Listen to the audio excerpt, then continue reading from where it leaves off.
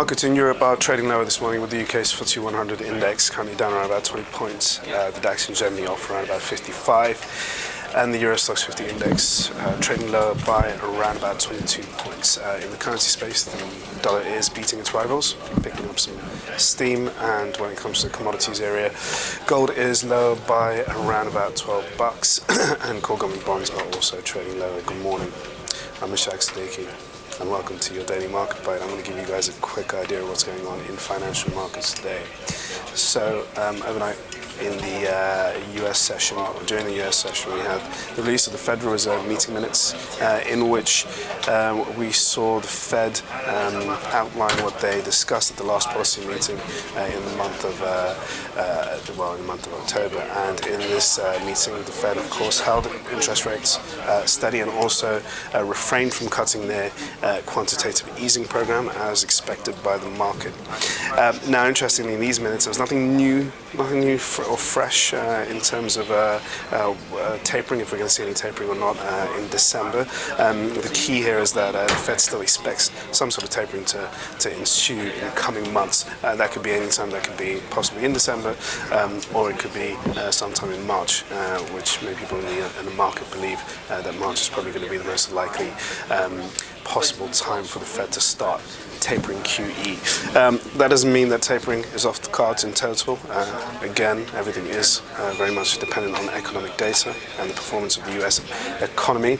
And that casts our attention to the non-farm payrolls figures for the month of November, which are out in the first week of December. And these figures are going to be the telltale sign, they're going to be the deciding factor if the Fed is going to taper in December or not. So hugely important, and it's going to be the big US economic data release. But back to how the markets have interpreted the Fed minutes. They were generally seen as hawkish, very different from the tone that Janet Yellen set out in her view of U.S. economic monetary policy in the last in the last 2 weeks. Last week actually, sorry.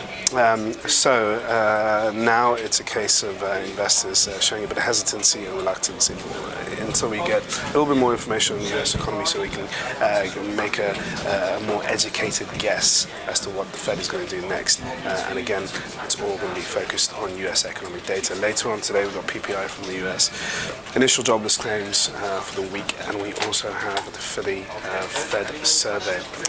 Going back to some of the other markets around the world, Chinese markets fell yesterday, giving up some of their gains after being supported by China's latest economic reforms program. Now, there was some speculation that the government in China is going to put some curb on property prices, which have unnerved investors. On top of that, we had manufacturing data out in China, which was weaker than expected.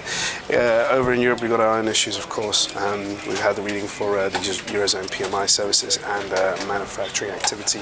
France was weaker than expected. Germany also faltered a little bit. The overall figure was slightly lower than expected, which suggests that GDP for the fourth quarter for the Eurozone could be lower.